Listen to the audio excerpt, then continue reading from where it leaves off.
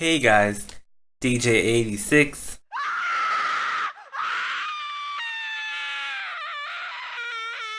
Hey guys.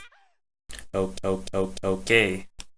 Whether you use turntables, controllers, or multiplayers, Pioneer claim using the DDJ XP1 will bring a whole new spear to your performance. Well, I'm gonna test that claim. I currently use the XP1 with Traktor, and it was a to map, but today we're gonna use it natively with Rekordbox DJ. So let's get into it.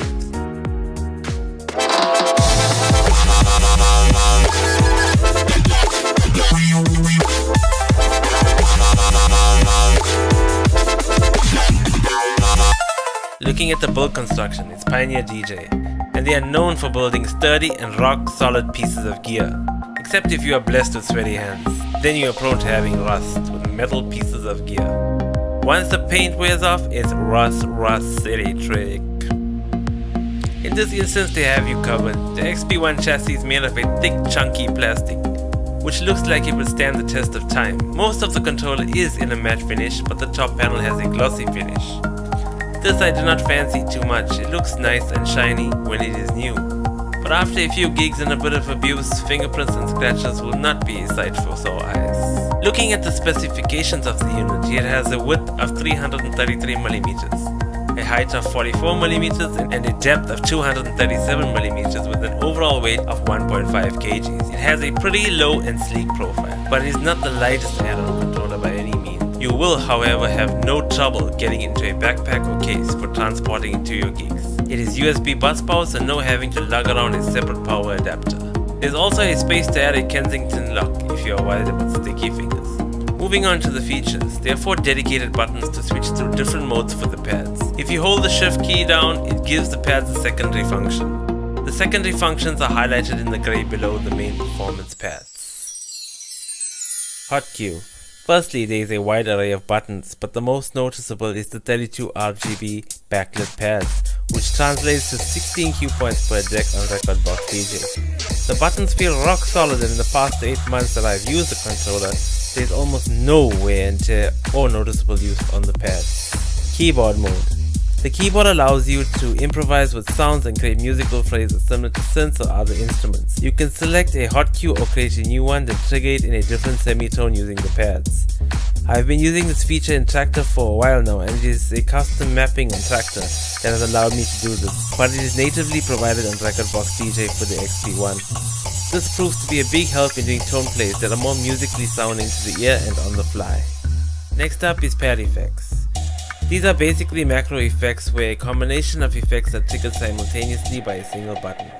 There are some pretty dope effects and a wide range to work with. You can choose the effects and set them up as you please.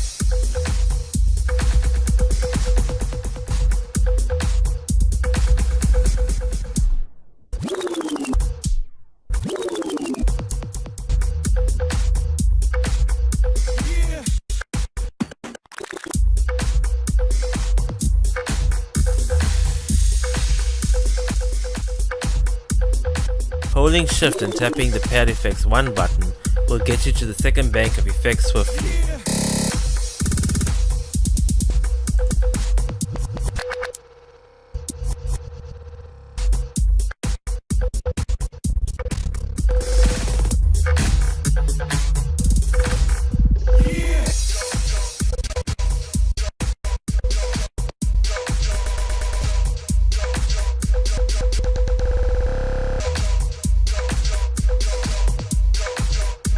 B-jump is a pretty solid feature to have. If you miss the cue point and need to move back about 2, B-jump has you covered.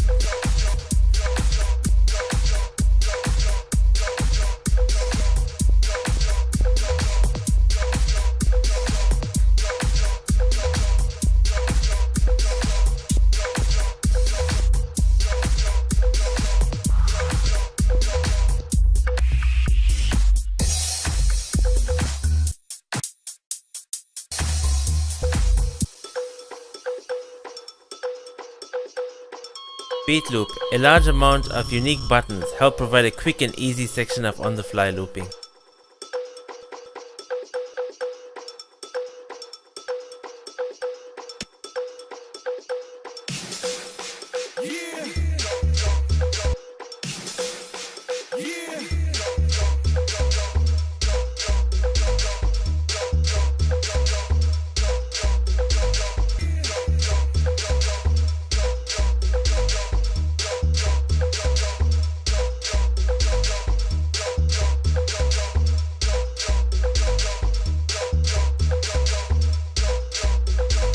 key shift. This will change the key of the track without triggering a cue point.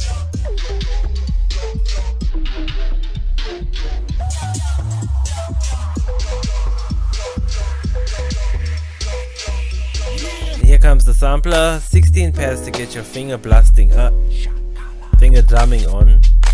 These pads are very tactile and very responsive to drum on.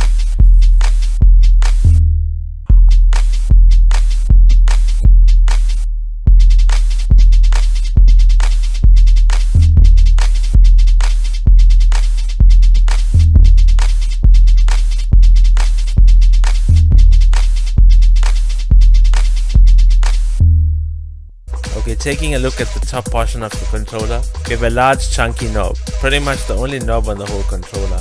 I really like the feel and wish most other controllers would have a similar feel. It just feels solid. Pressing down on the knob swaps between your playlist and your tree, which makes scrolling through your playlist a lot easier. Dedicated load buttons make for easy access to loading up tracks with ease. Holding shift and pressing load will select the next corresponding track in your playlist.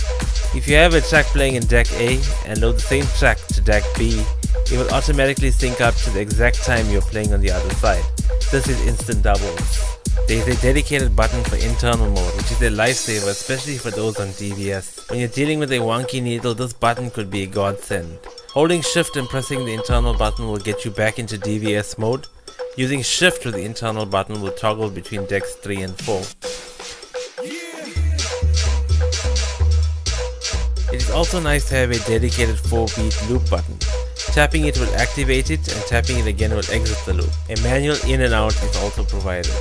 Holding shift and tapping these buttons will perform secondary functions. Activate loop, re-trigger a previous loop and re-loop. A sampler page is provided catering to have an enormous amount of samples, ready to go at an instant. Left and right arrow keys will show your different cue points, and engaging shift while pressing these arrow keys will page through your sample bank.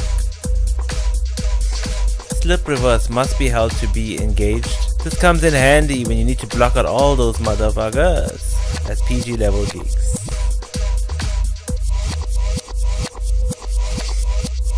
Dedicated semitone buttons instantly switches up the pitch by a tone or two, all the way up to -12 and +12.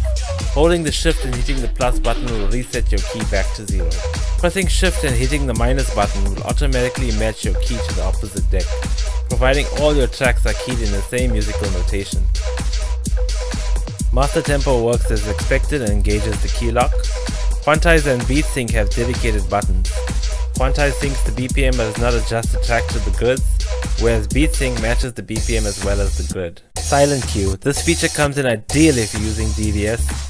Custom edits would have to be made with silence in the beginning, or most technical DJs would often cue up the first cue point at the end of a track to start with silence. Then engage the second cue point to start the track at the initial point that was intended. With silent cue activated, you load up a track with your turntable in motion. The deck is silent even with your faders up. The music is unmuted once you trigger a cue point.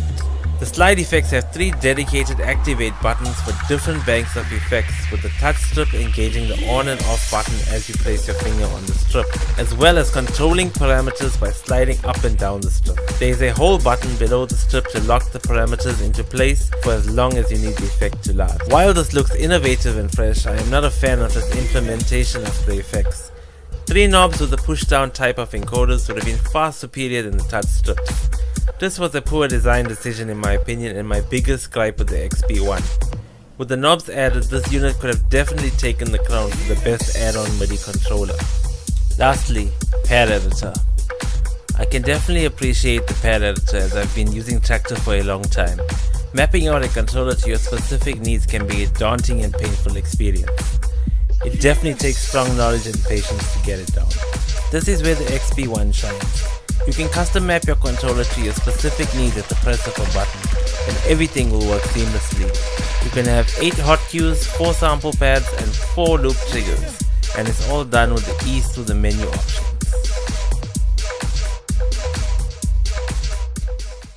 Okay, so I've been using the Pioneer DDJ XP1 for about 8 months now.